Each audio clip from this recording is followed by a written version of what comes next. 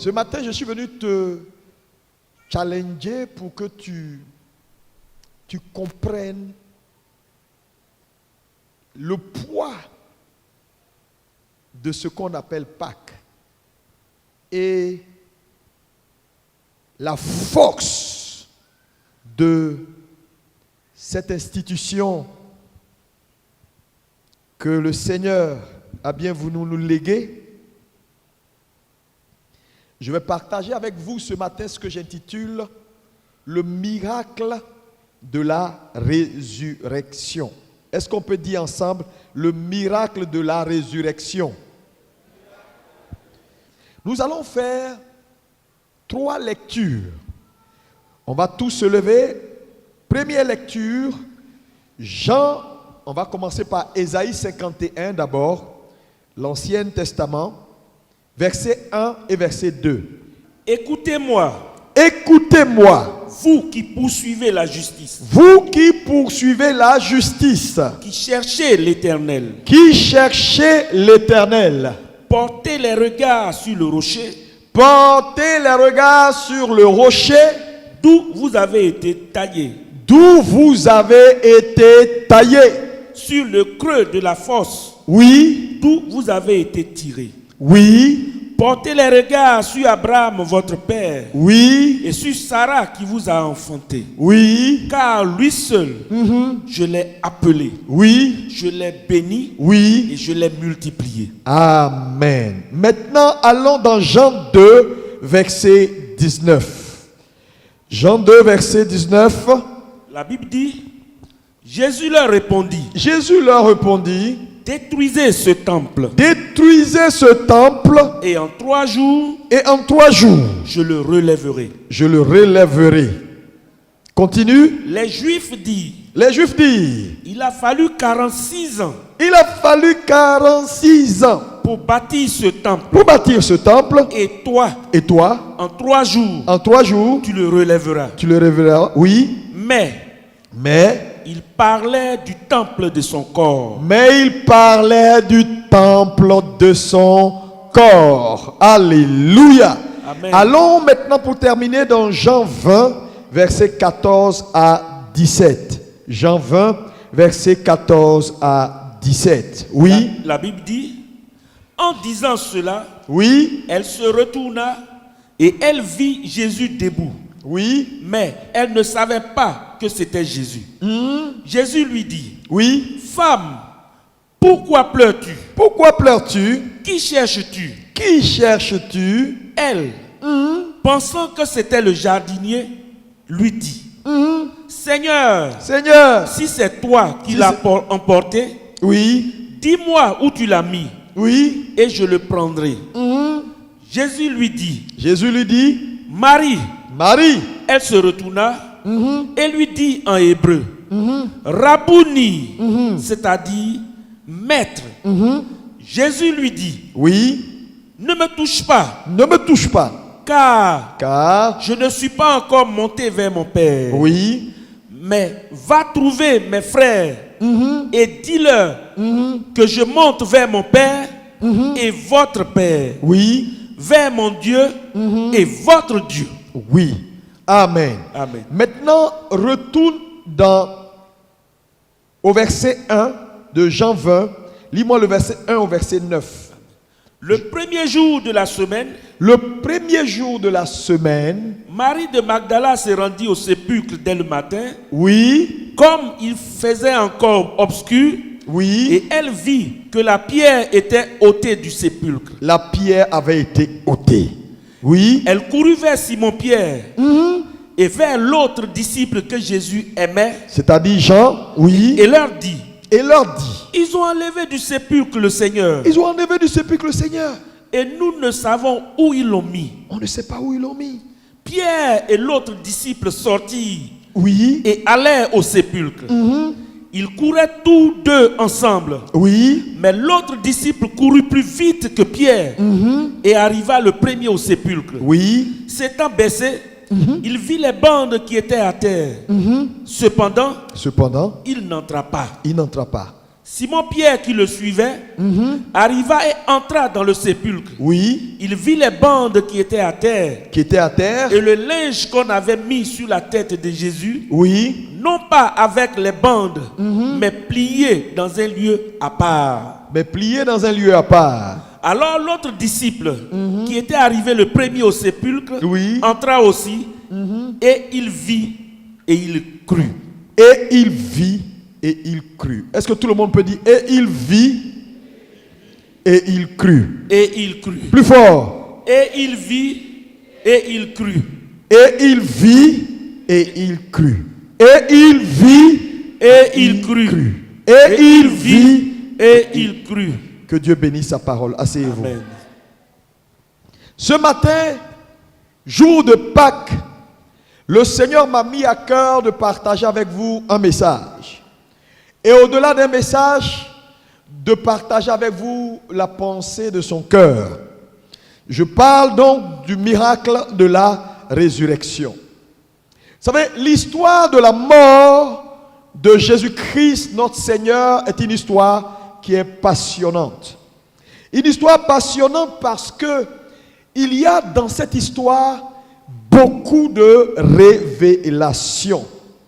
Et ce matin, je suis convaincu qu'en comprenant le fond et le sens de cette facette de la révélation de Pâques, ta vie sera complètement métamorphosée. Dis-moi amen. Et vous savez, la Bible est un livre extraordinaire dans le sens où il n'y a rien que vous voyez dans l'histoire de Pâques qui n'a été prophétisé. Regardez par exemple Ésaïe 51. Ésaïe, le prophète messianique, qui fait une révélation ou qui prophétise, mais de façon précise, sur ce qui devait arriver. Ésaïe 51, il dit quoi? Il dit, portez les regards sur le rocher d'où vous avez été taillés. Parlant de la résurrection de Jésus dans un rocher. Parce que n'oubliez pas que Jésus a été enterré dans un rocher. Parce qu'en Israël, en son temps, les sépulcres étaient creusés dans des rochers. Et le sépulcre qui a servi à Jésus, qui appartenait à Joseph d'Arimathée, derrière le jardin, alléluia, de la crucifixion, avait été creusé également dans un rocher. Et donc, lorsqu'Ésaïe prophétise, remettez-moi au tableau Ésaïe 51, versets 1 et 2, alléluia, où on peut le relire. Amen. Parce que je veux que tu saisisses ce matin, alléluia, oui. Portez les regards. Portez les regards. Sur le rocher. Oui. D'où vous avez été taillé. Oui. Et sur le creux de la fosse, d'où vous avez été tiré. Mais quand on va au verset 1, regardez ce qui est dit au verset 1. Il dit, écoutez-moi, vous qui poursuivez la justice. Donc il ne s'adresse pas ici à des païens, mais il s'adresse à ceux qui allaient croire en Jésus-Christ. Vous qui poursuivez la justice, vous qui cherchez l'éternel, c'est-à-dire nous, portez les regards sur le rocher d'où vous avez été taillé, sur le creux de la fosse où vous avez été tiré. Donc, Pâques avait été déjà prophétisé par le prophète messianique. Maintenant, dans Jean 2, verset 19, on peut le remettre également au tableau. Un jour, Jésus, marchant en Israël, va faire cette déclaration importante. En s'adressant aux Juifs, il va dire, détruisez ce temple et en 3 jours, je le relèverai. Alléluia. Est-ce qu'on peut dire avec moi, détruisez ce temple et en 3 jours, je le relèverai. La Bible dit que les Juifs ne comprenaient pas. Ils disent, mais attends, comment toi tu peux nous dire un temple qui a mis 46 ans pour être bâti, tu dis en 3 jours. Mais les Juifs ne comprenaient pas le langage de Jésus. Jésus prophétisait la Pâque, sa résurrection. Dites-moi amen. Il était en train de faire comprendre aux Juifs qu'il va falloir seulement 3 jours pour que, après les 3 jours, je ressuscite des morts et que ce temple que vous avez détruit soit rebâti. Mais quand il parlait du temple, il parlait de quoi? La Bible dit qu'il parlait de son propre corps. Quelqu'un me dit Amen. Quelqu'un me dit encore Amen. Gloire à Jésus. Donc, Pâques a été prophétisé.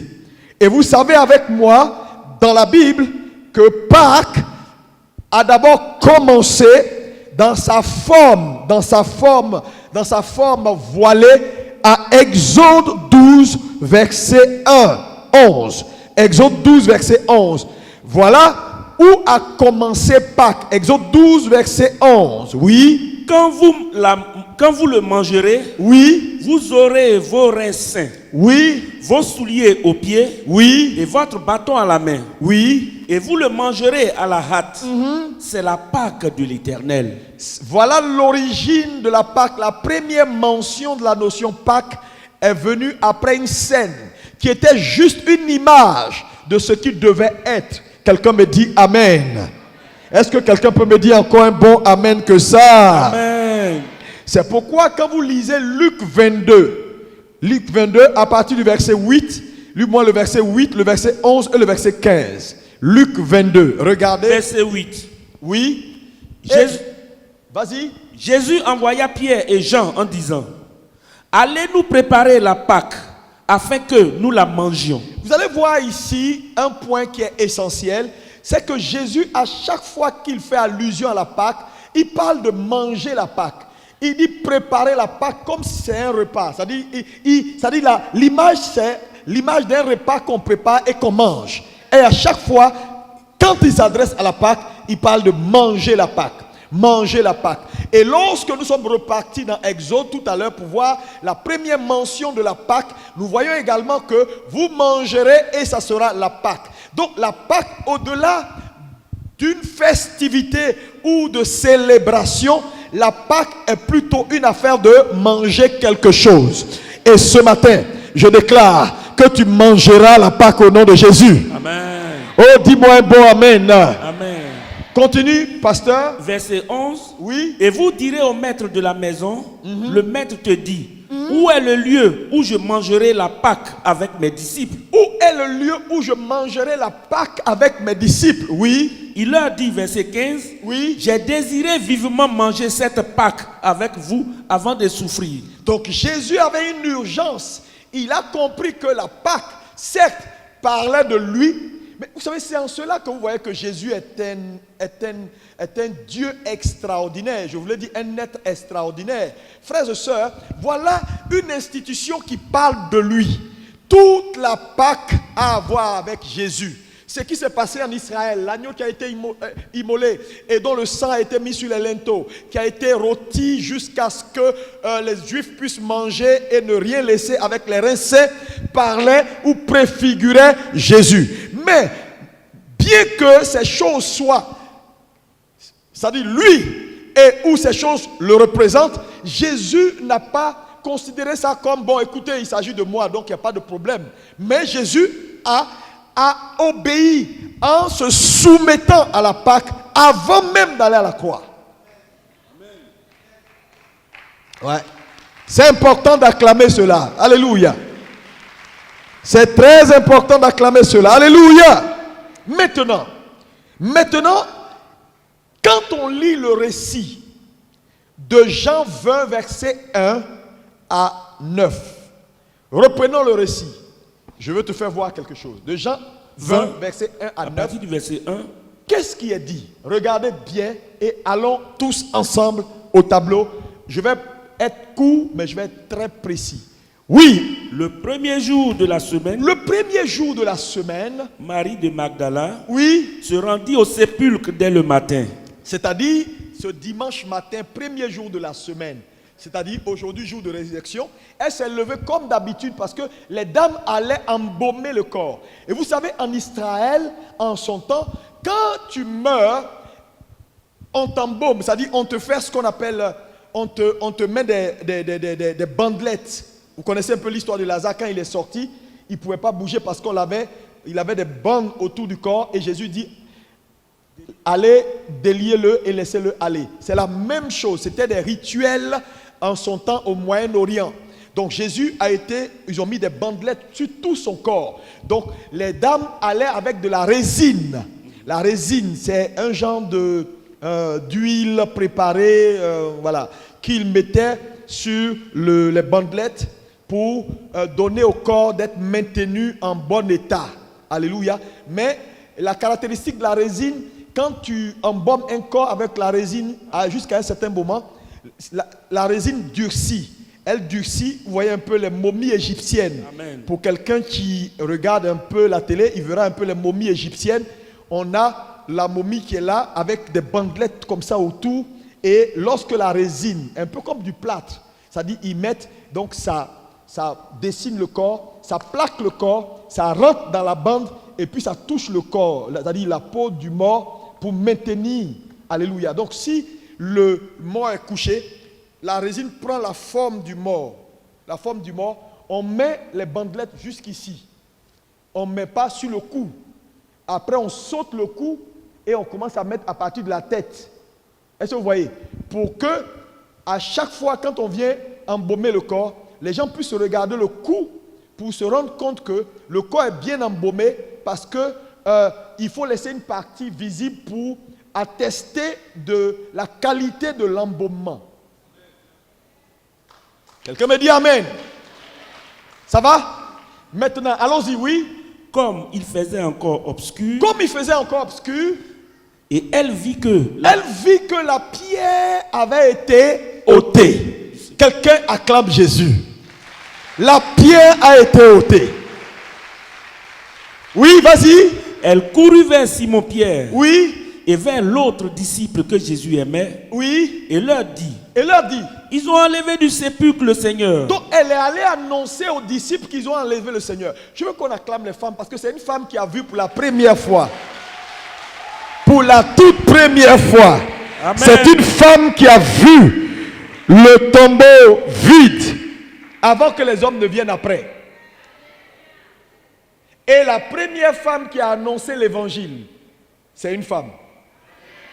Parce que l'évangile, c'est quoi? Christ ressuscité.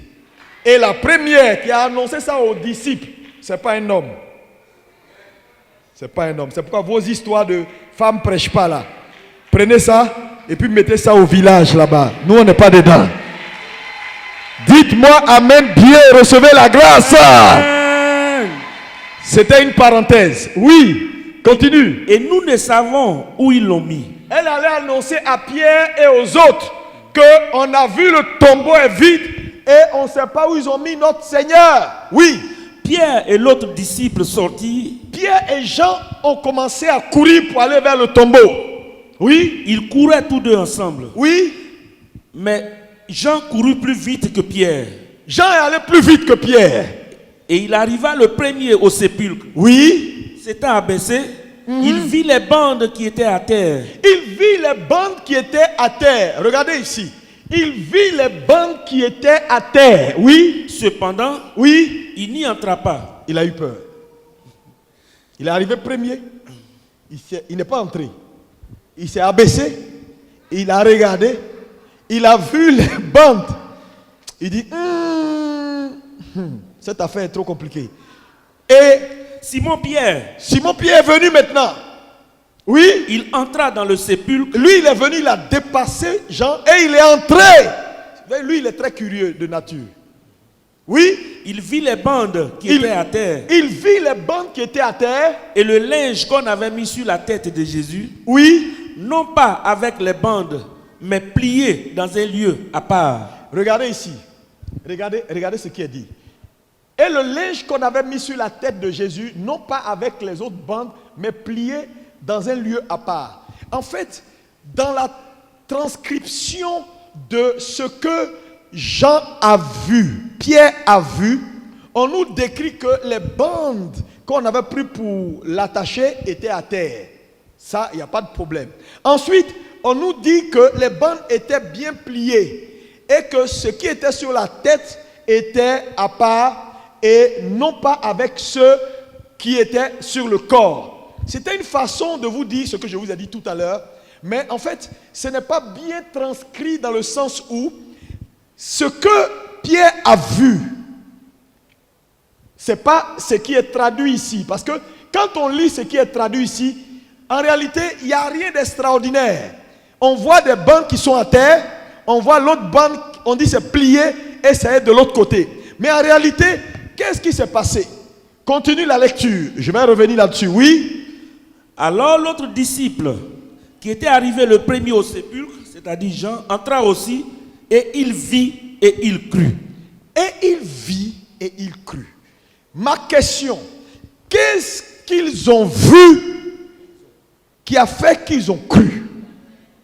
Alors que Jésus avait déjà prophétisé, avait dit, je suis avec vous, mais bientôt je vais partir, bientôt je vais mourir, et 3 jours seront suffisants pour que je ressuscite des morts. Ils étaient avec lui, alléluia, mais la Bible déclare que ce jour-là, quand Marie est arrivée au temple, elle a vu la pierre ôtée, elle n'est même pas entrée, elle est retournée voir les disciples. Quand Pierre et Jean sont arrivés au temple, au sépulcre, ils ont fait quoi? Ils ont vu quelque chose dans le tombeau. Mais qu'est-ce qu'ils ont vu qui a fait qu'ils ont cru? Alléluia. C'est ça que l'Église doit comprendre. Alléluia. Et c'est à ce niveau-là que se trouve le miracle de la résurrection. La résurrection en elle-même est déjà un miracle. Mais dans le miracle, il y a un autre miracle. Est-ce que quelqu'un peut me dire Amen? Oh, dis Amen bien. Dis, il y a un miracle dans le miracle. Alléluia. Et c'est essentiel quand tu veux comprendre Pâques de saisir le miracle qui a amené Pierre et Jean à croire. Sinon, tu ne peux pas croire. Ce matin, je suis venu dire à quelqu'un qui est connecté, lorsque tu comprendras le mystère caché dans la résurrection, ta foi ne peut que bondir. Je déclare que ta foi grandisse maintenant au nom de Jésus. Alléluia. Gloire à Dieu. Maintenant, je veux t'expliquer ce qu'ils ont vu. Ce qu'ils ont vu. D'abord, qu'est-ce que Pierre et Jean ont vu qui a fait qu'ils ont cru? Parce que on ne peut pas entrer dans un sépulcre. Regardez la réaction de Marie de Magdala. Quand elle était dehors en train de pleurer, elle a vu un monsieur, elle croyait que c'était le jardinier. Et il demande, tu cherches quoi? Pourquoi tu pleures? Qu'est-ce qu'elle a répondu? Mais bon, écoutez, ils ont volé mon maître. Parce que naturellement, on pouvait le voler. On pouvait venir enlever les bandes, plier et prendre son corps pour partir. Donc, c'est ce qu'elle croyait et c'est ce que tous les disciples croyaient. Donc, qu'est-ce que les autres, Pierre et Jean, ont vu qui a changé leur verdict? Parce que je veux te dire, les bandes pliées là, ce n'était pas suffisant. C'était pas suffisant. Parce que regardez, tu entres dans un sépulcre, tu arrives à un tombeau, la pierre est ôtée. Numéro 1, ça peut être les Juifs qui ont fait ça. Ils ont fait ça pour juste, voilà, ils ont caché le corps pour ne pas que Jésus ressuscite, parce qu'ils ont appris que Jésus va ressusciter. Donc, il faut prendre son corps là, aller cacher pour que ce qu'il a dit là, on va voir où ça va arriver. Et puis après, on va sortir le corps. Donc, ça peut être un complot des Juifs. Donc, il n'y a rien d'extraordinaire à voir une pierre ôtée devant un tombeau. 2, quand tu vois maintenant le tombeau, tu vois les bandelettes qui l'entouraient, qui l'enveloppaient, on a enlevé, ils ont plié. Ok, ça peut être l'œuvre d'un homme qui l'a fait et qui a pris le corps et qui est parti avec le corps. Mais il y a quoi là-bas qui fait qu'on croit? Parce que dans cette affaire, il y a 2 acteurs, c'est-à-dire il y a 2 catégories d'acteurs. Il y a les femmes, y compris Marie de Magdala, et puis il y a les disciples. Mais n'oublie pas que le récit de Marie de Magdala, dans sa rencontre avec le maître en train de pleurer, vient après le récit des disciples. Ça veut dire qu'elle a eu l'occasion d'être exposée aussi aux bandes. Mais elle est restée sur sa position de ce qu'ils ont volé le maître. Je ne sais pas si quelqu'un me comprend. Jean, c'est quel verset là? Jean 20, verset 1 à 9. Ça, c'est le récit de... Ils sont venus, ils ont vu, et puis ils ont couru pour aller informer. Maintenant, vous voyez ici, maintenant, le deuxième récit de Marie, c'est où? Jean 22, verset... Allez-y, 14 à 17. 14 à 17, je vais vous montrer que la scène de 14 à 17 vient après la scène de 1 à 9. Oui. En disant cela, oui, elle se retourna et elle vit Jésus debout. C'est-à-dire quoi? Écoutez, il faut bien me suivre. Les disciples sont déjà venus. C'est-à-dire, elles ont vu d'abord dans Jean 1, c'est-à-dire dans Jean 20, verset 1, elles sont venues, elles ont vu le tombeau vide. Elles ne sont pas entrées. Elles sont retournées voir les disciples. Les disciples ont couru, ils sont venus, ils ont constaté, eux ils sont entrés. Et ils ont cru. À la limite, sûrement ils sont partis. Après cette scène, la même Marie, on ne nous dit pas qu'elle est entrée, mais on nous fait comprendre qu'elle est restée là pour pleurer parce que elle, son verdict à elle, ils ont volé le maître. Amen. Donc, dans la conscience des Juifs ou des disciples de Jésus en général, c'était que, les gars, ils ont volé le type là. Ils ont volé le type, ce que nous on a vu là. Donc, c'est ce qu'elle est en train de dire à Jésus. Il dit, maintenant, elle ne savait pas que c'était Jésus. Oui, continue, oui. Jésus lui dit, Femme, pourquoi pleures-tu? Pourquoi pleures-tu? Qui cherches-tu? Qui cherches-tu? Elle, oui, pensant que c'était le jardinier, lui dit. Ça veut dire qu'elle ne l'a même pas reconnu. Oui, vas-y. Lui dit, Seigneur, si c'est toi qui l'as emporté, dis-moi où tu l'as mis, oui, et je le prendrai. Oui. Jésus lui dit. Donc elle était convaincue qu'ils ont volé Jésus. Elle n'est pas dans vos histoires de quelque chose. C'est-à-dire, même Pierre et Jean n'ont pas été capables de convaincre Marie de ce qu'ils ont vu et qui a fait qu'ils ont cru.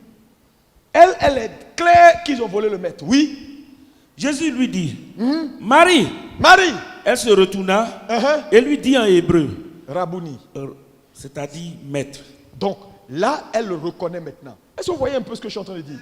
Maintenant, qu'est-ce qui a fait que Pierre et Jean ont cru? C'est ce que je vais vous faire comprendre maintenant. Regardez, suivez-moi très bien, c'est important ici. Nous sommes à Pâques. Donc, j'ai besoin d'un protocole. La régie, si tu peux me donner une image de quelqu'un qui est enveloppé d'une bande. J'ai besoin de quelqu'un qui va être couché là. Voyez? Donc, là, vous voyez, Jésus est dans le tombeau.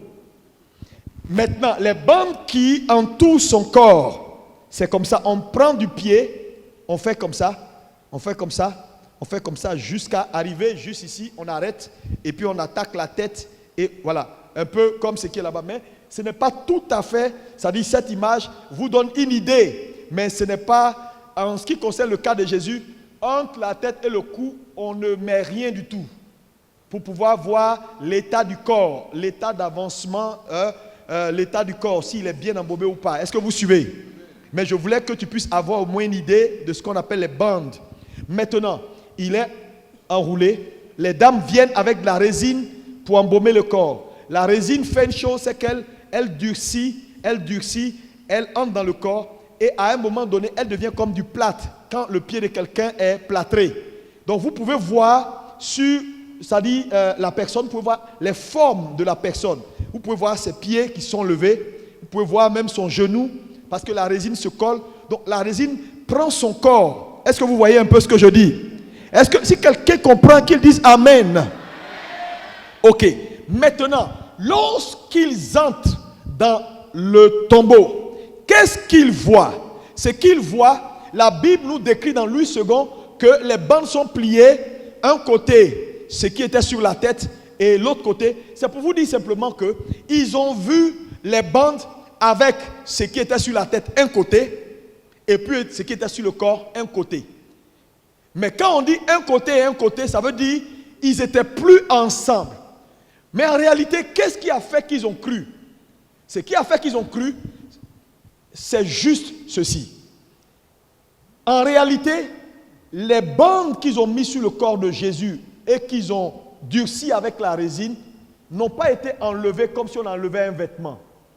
Jésus est sorti des bandes. Il est sorti des bandes. Et donc, quand ils sont entrés dans le tombeau, ils ont vu la forme, le pied comme ça, qui descendait, les genoux, ils ont vu. Et arrivé au cou, il y a une cassure et celui de la tête est ailleurs, mais il n'y a rien dedans. Il n'y a rien dedans. Est-ce que vous comprenez? Il n'y a plus rien dedans.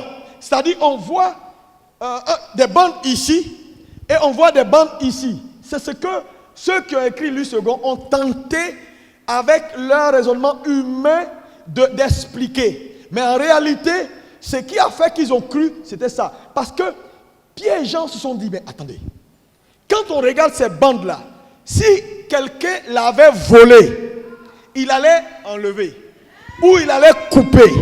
Mais ce qu'on voit là, ça ne peut pas être un homme, ça ne peut qu'être Dieu, c'est le doigt de Dieu. Jésus est sorti. Est-ce que quelqu'un peut dire Amen? Jésus a ressuscité. Oh, dis-moi Amen bien. Alléluia. Est-ce que tu comprends? Ça va? Donc, tu pouvais venir et mettre ta main même dans la bande. Tu vas voir que c'était vide. Mais la bande était là exactement. Ça veut dire quoi? Si c'était un homme qui l'avait sorti, c'est pas possible. Il va couper ou il va enlever la bande. Mais là, ce que je vois, ça ne peut qu'être le doigt de Dieu. Voilà pourquoi la Bible dit Pierre et Jean crurent quand ils virent. Je déclare au nom puissant de Jésus-Christ de Nazareth sur ta vie, que Dieu fasse pour toi des choses qui vont faire que les hommes croiront en ton Dieu au nom de Jésus. Merci, tu peux te lever. Alléluia. Acclamons bien Jésus, s'il vous plaît. Acclamez, acclamez, acclamez. Merci. Tu peux aller t'asseoir, c'est bon. Alléluia. Est-ce que ça va pour quelqu'un? Frère, voilà ce qui s'est passé dans le tombeau. Frère, toi-même, si tu avais vu ça, tu allais croire. Tu ne peux que croire. Quelqu'un me dit Alléluia. Donc, en réalité, Jésus s'est dissipé dans la bande et il est sorti. Et les gens disent, ah, mais il est exactement placé. Mais il n'y a plus personne dedans. Ce qui était sur sa tête est à côté. Et l'autre est à côté. Et il y a un vide entre sa tête et son corps. C'est ce que la Bible explique en disant l'autre bande qui était sur sa tête était de l'autre côté. Donc Jésus s'est dissipé dans la bande. Il est sorti de la bande. Donc qu'est-ce qui a été le miracle de la résurrection? Le miracle caché dans la résurrection, c'était quoi? Ésaïe 51 prophétise et dit ceci. Il dit, vous qui poursuivez la justice, portez les regards sur le rocher d'où vous avez été taillés. Ça veut dire quoi? Ça veut dire qu'en réalité, dans la mort de Jésus-Christ, c'est dans le rocher que Jésus s'est bâti son propre corps, son nouveau corps qu'est l'Église. Donc, le vrai miracle de Pâques et le véritable miracle de Pâques, c'est la naissance de l'Église.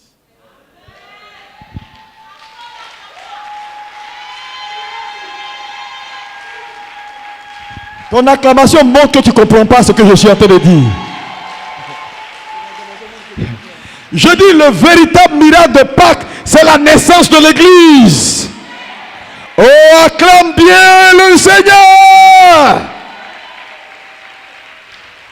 Écoutez, quand les gens parlent de Pâques, ils parlent de Pâques, Jésus t'a libéré. Pâques, Jésus t'a affranchi. C'est trop simpliste.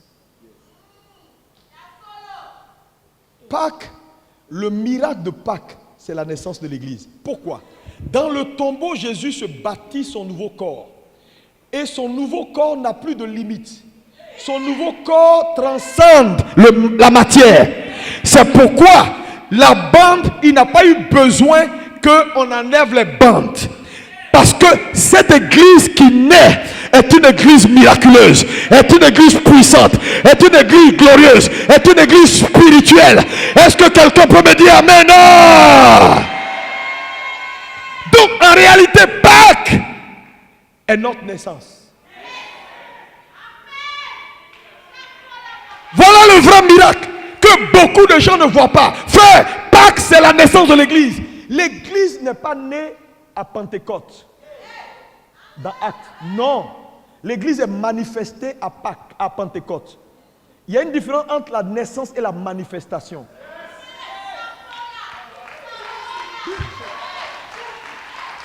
L'église est née dans le tombeau. Il dit portez les regards sur le rocher sur lequel vous avez été taillés, d'où vous avez été façonnés. Donc c'est comme si le Père est descendu dans le tombeau. Et il a enlevé l'ancien corps. Et puis il a commencé. Il a mis Diak Yapo. Il a mis Maman Lise. Il a mis Pasteur Amazou. Il a mis tant. Il a mis Frère Jean. Il a mis Frère Joël. Il a mis de toutes les races et de toutes les nations. Il a formé un corps nouveau, un corps spirituel, un corps puissant, un corps qui n'a pas de limite, un corps qui est fort, un corps qui ne peut pas échouer, un nouveau corps, l'église de Jésus, la vraie église, l'église tout puissante, l'église sainte. Est-ce que quelqu'un peut dire amen?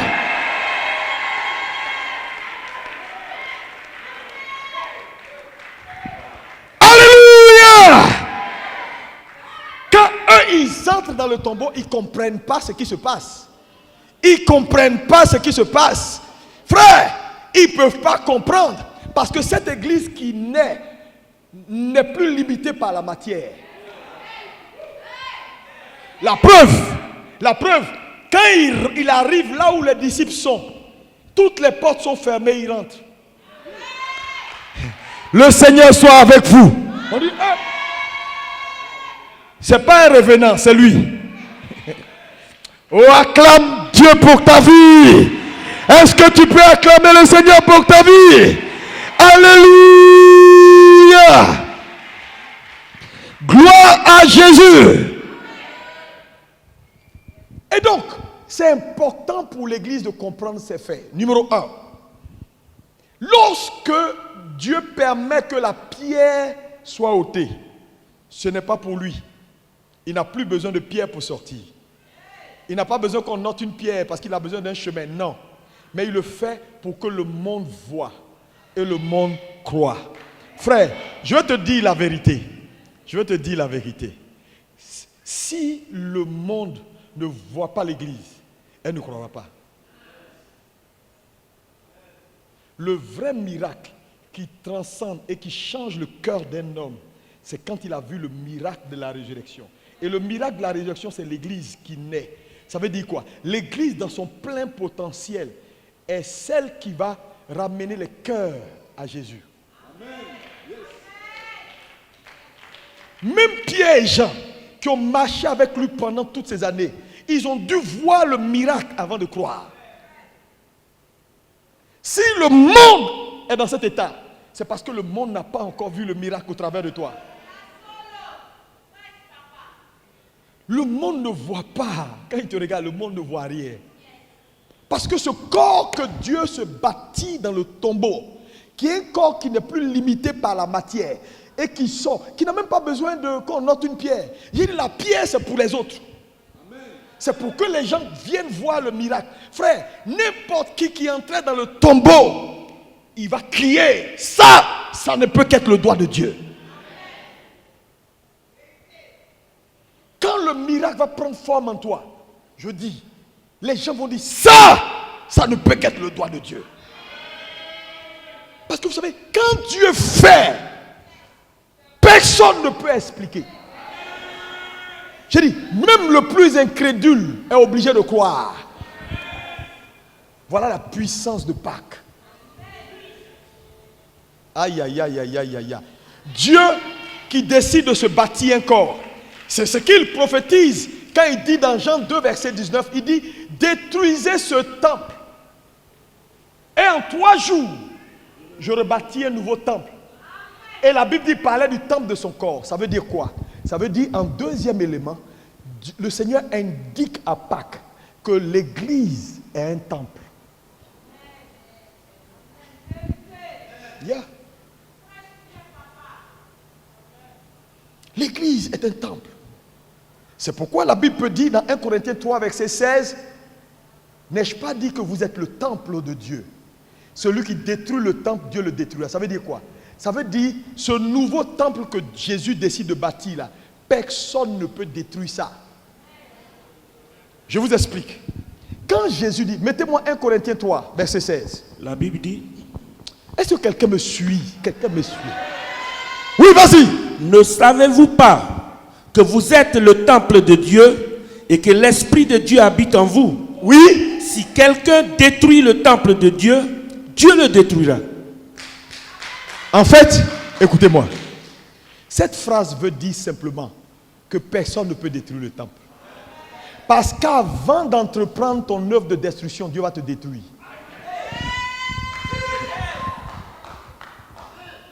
Le premier temple, on peut le détruire. Jésus dit, vous pouvez détruire. Le premier temple là, détruisez ça même si vous voulez maintenant. Mais celui que je m'apprête à bâtir, il n'y a pas un homme qui peut la souiller. Il n'y a pas un homme qui peut détruire. Il n'y a pas un homme qui peut casser ce temple là. Il dit, celui qui essaie, avant même il est détruit.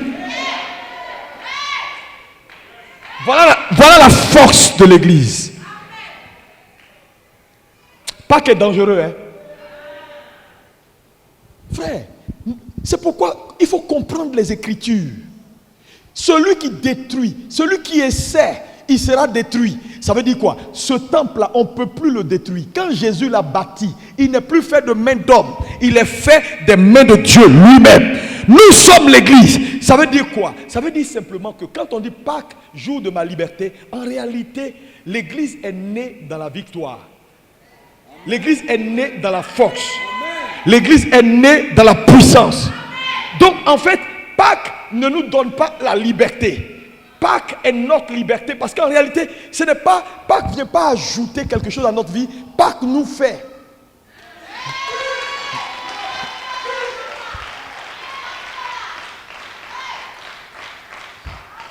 Amen. Parce que quand tu vois Pâques comme quelque chose qui est venu te donner une petite liberté, tu vas dire oui, moi, dans tous les cas, Pâques est venu me donner la liberté dans ce domaine. Non, mon ami, Pâques t'a fait. Tu es le produit de Pâques. S'il n'y a pas Pâques, il n'y a pas église. Tu sais ça? C'est ce qu'il faut, c'est ce lien-là que beaucoup de gens ne font pas. Il n'y a pas église, il n'y a pas Pâques. Donc, tout ce qui, écoutez-moi bien, tout ce qui n'a pas pu maintenir Jésus dans le tombeau ne peut jamais, plus jamais maintenir un seul membre de l'église. Et regarde ton acclamation, regarde ton acclamation, regarde ton acclamation. Est-ce que ceux qui sont derrière peuvent crier Alléluia? Alléluia! Frère, c'est fini. Dis à ton voisin, c'est fini. Oh! Oh! Je dis, tout ce qui n'a pas pu maintenir Jésus. Est-ce que vous savez que Jésus a porté, à un moment donné, la Bible dit, il est devenu péché. Quand on dit il est devenu péché là, tout ce qui n'est pas bon, toute la force de Satan, toute sa capacité à détruire, Dieu le permet. Je vous ai dit ici, écoutez-moi bien, et je vais aller vers la fin avec ça. Quand vous lisez Genèse, la Bible fait le récit de Genèse, et le serpent va mordre le talon de la postérité de la femme, et la postérité de la femme écrasera sa tête. Ma question, pourquoi Dieu permet que le serpent morde le talon de Jésus? Parce qu'il aurait pu écraser simplement la tête du serpent et puis ce serait bon. J'ai passé, depuis que je suis jeune chrétien, j'ai toujours réfléchi. J'ai dit, mais c'est un échec quelque part. Comment tu peux te battre avec Satan et puis il arrive à te mordre? Seigneur, ce n'est pas normal. Tu le prends, tu le frappes et puis quand tu te lèves là, il n'y a même pas poussière sur toi. C'était ma pensée. Jusqu'à ce que Dieu m'éclaire pour me faire comprendre que si la morsure ne rencontre pas écraser la tête, il n'y a pas de liberté.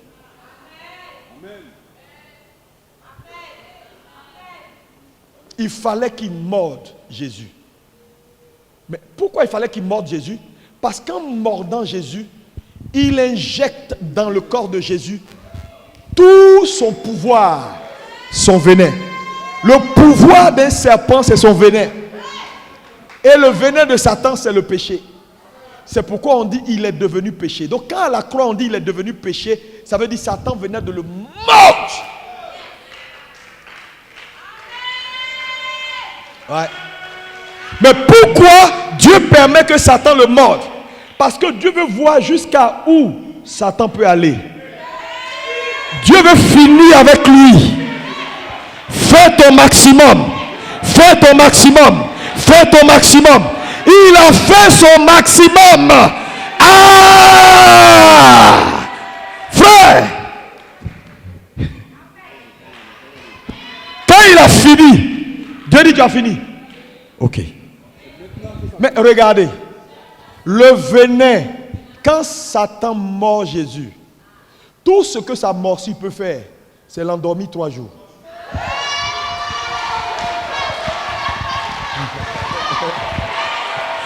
Hey! Power! Jesus! J'ai dit, tout ce qu'il peut faire, c'est 3 jours. Makata paro masaka, pas la langue. J'ai dit, tout ce que Satan peut faire, c'est 3 jours. My God. Comment? Après les 3 jours. Après les 3 jours. Après les 3 jours. Après les 3 jours. Vous savez, quand quelqu'un, à un moment donné, pendant le corona là, quand quelqu'un attrape le corona, on lui dit, va dormir, repose-toi. À un moment donné, tes hormones et tes globules blancs vont lutter et vont finir par neutraliser le virus et puis extirper. Pendant les 3 jours, ce que Jésus était en train de faire, ça dit que ces hormones, il neutralisait. Et le 3e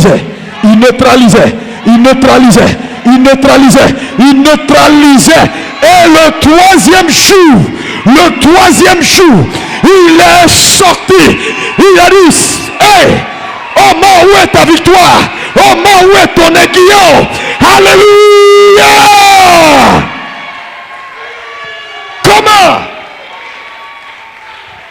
Tu sais, ce qui entre en toi, qui ne peut pas te tuer, tombe sous ton pouvoir.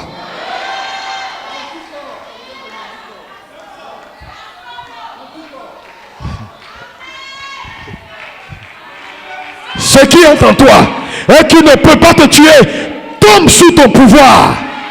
Ça veut dire, c'est fini pour la chose. C'est pourquoi Dieu a permis, Dieu voulait que ça, il morde Jésus. Pour que Jésus fasse les 3 jours. 3 jours de sommeil. C'était 3 jours où c'est-à-dire, il y avait une lutte interne. C'était difficile. Le serpent, son venin est mortel. Mais les anticorps ont combattu. ont neutralisé. Et le 3e jour, tout le venin a été neutralisé. Maintenant, quand Jésus se lève, il soulève son pied, il dit, mets ta tête.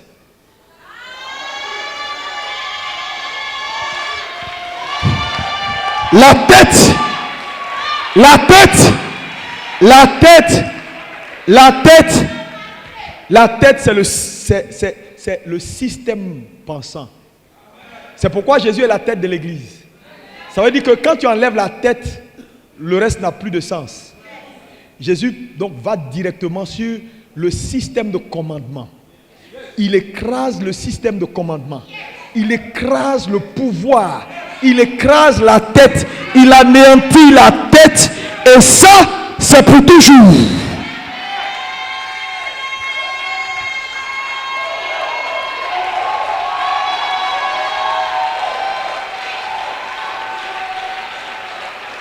C'est pourquoi, Église, je veux t'encourager. Je veux t'encourager. En ce jour de Pâques. Pâques est ta bonne nouvelle. Pâques est ta bonne nouvelle. Pâques est le jour où Dieu fait le surnaturel que tu es. Tu portes encore le corps mortel, attendant de revêtir l'immortalité. Mais où tu es dangereux. Non, sérieusement. Tu es très dangereux. Si tu ne sais pas, je te l'annonce, tu es dangereux. À moins que tu ne fasses pas partie du corps. Si tu es le corps, aucune matière ne peut t'arrêter. Tu transcendes la matière. Tu es surnaturel. Tu n'as pas besoin de délivrance, tu es délivré. En fait, Pâques vous montre qu'il y a des choses que vous n'avez pas besoin parce que vous êtes ça à l'origine. C'est-à-dire la croissance d'un homme. Quand tu mets un enfant de 2 ans dans une maison où il y a micro-ondes, il y a des choses, il y a tout. C'est au fur et à mesure qu'il grandit qu'il prend conscience de ce qu'il a autour de lui. Donc la croissance, c'est la croissance qui te donne la révélation de ce que tu as. Le même petit de 12 ans là, il peut manger du riz glacé. Parce qu'il voit un truc qui est là-bas, il ne sait pas qu'on appelle ça micro-ondes. Donc il prend le riz là, avec glace dedans, il mange. Parce qu'il ne sait pas que dans la maison où il est là, il y a tout. Mais quand il va grandir, il saura que quand le riz est froid, le truc là, on n'a plus comme ça, on met dans le pack. Donc, il y a des choses, tu n'as pas, c'est-à-dire que le chrétien né à la Pâque, il n'y a rien dont tu as besoin. Amen. Ça peut te choquer. Ne cherche pas délivrance, tu es délivré. Amen. Ne cherche pas bénédiction, tu es béni. Amen. Pâques, tout ce qui n'a pas arrêté Jésus ne peut plus t'arrêter où. Parce que quand Jésus sort et il traverse les murs là, c'est avec toi il traverse. Hein? Il est la tête et tu es le corps. Pourquoi il dit à Marie de Magdala, ne me touche pas encore? Parce que je dois monter. Je dois monter. Parce que le corps qui vient de se bâtir est un corps qui est neuf. Est un corps qui est nouveau. Et donc, si Marie de Magdala le touchait, elle allait faire ce qu'on appelle un retransfert d'iniquité. Donc on ne peut pas le toucher jusqu'à ce qu'il aille devant le trône céleste pour appliquer le sang et ratifier de façon éternelle.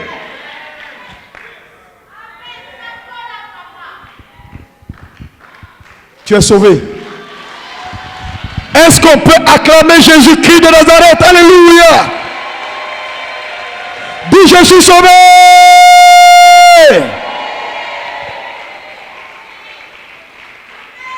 Donc, vous comprenez avec moi que, en réalité, Pâques, c'est tout.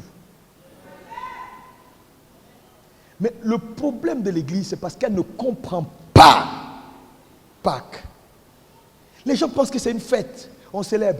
Ah, c'est le jour de ma résurrection. C'est le jour où Dieu m'apporte la liberté. Au nom de Jésus, c'est dans ce domaine-là, je rêve trop. Je suis libéré. C'est trop simpliste, c'est trop élémentaire. Nous, on ne cherche plus rien. On a tout. Tu peux l'ignorer. Tu peux l'ignorer. C'est pourquoi la croissance et la maturité deviennent importantes pour que le monde voit le miracle. Amen. Tu es un miracle. Regarde, dis à ton voisin, tu es un miracle. Oh, est-ce que tu peux saluer 5 personnes et dis-leur, tu es un miracle, tu es un miracle. Oh, dis ça à 5 personnes, tu es un miracle. Tu es un miracle. Et dis, tu es un miracle. Il peut ne pas le savoir. Annonce-lui qu'il est un miracle. Oh my God, my God, my God, my God, my God, my God. Oh my God, my God, my God. Tu es un miracle. Comment? Dis, je suis un miracle.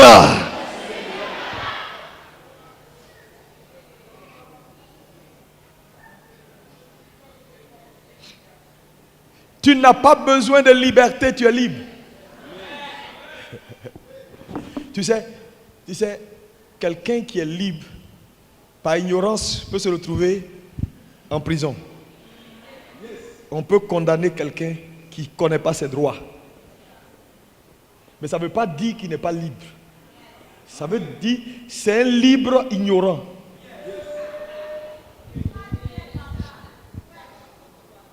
Je veux que tu ailles étudier tout ce qui n'a pas pu arrêter Jésus. Tu sauras que tu es sans limite.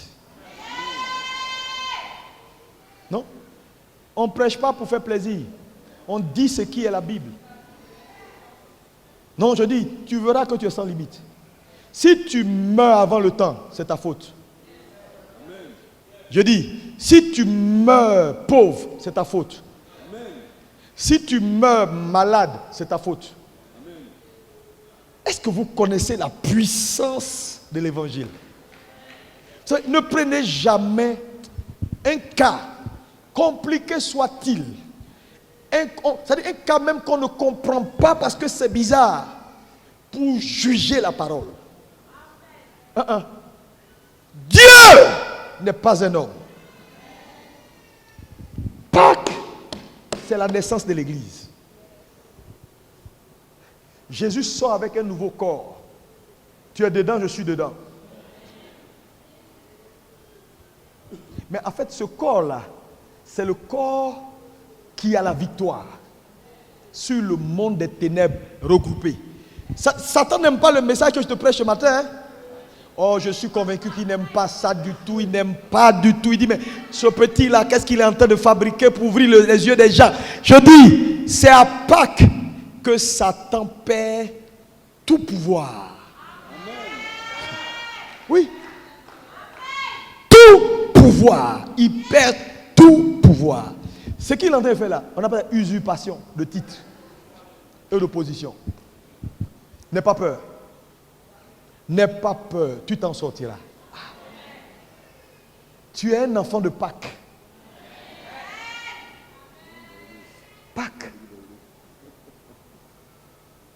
C'est le jour de ta naissance. Qui a compris? Tu as compris le message? Le miracle de la résurrection. L'Église. L'Église. L'Église. C'est le vrai miracle de Pâques. C'est pourquoi l'Église devient la solution. Parce que Dieu n'a plus autre solution.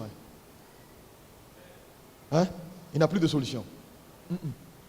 C'est arrêtez de chercher ce que vous êtes. Vous n'allez pas influencer votre monde tant que vous continuez à chercher dehors ce que vous êtes déjà. C'est la faiblesse de l'Église. Manque de compréhension de ces choses profondes. C'est pourquoi le monde nous regarde, il ne voit pas le miracle. Alors que nous sommes des miracles ambulants. Il suffit juste de comprendre, de prendre notre place. Pour que les gens, comme Pierre a vu les bandes là, vides, avec un trou dedans là, que les gens voient des choses qu'ils ne comprennent pas. Mais c'est tellement vrai. Ils sont obligés de dire, ça ne peut qu'être le doigt de Dieu. Est-ce que ce matin, quelqu'un peut se lever pour remercier Jésus de ce qu'il est devenu? De ce que Jésus a fait de lui? Voilà Pâques.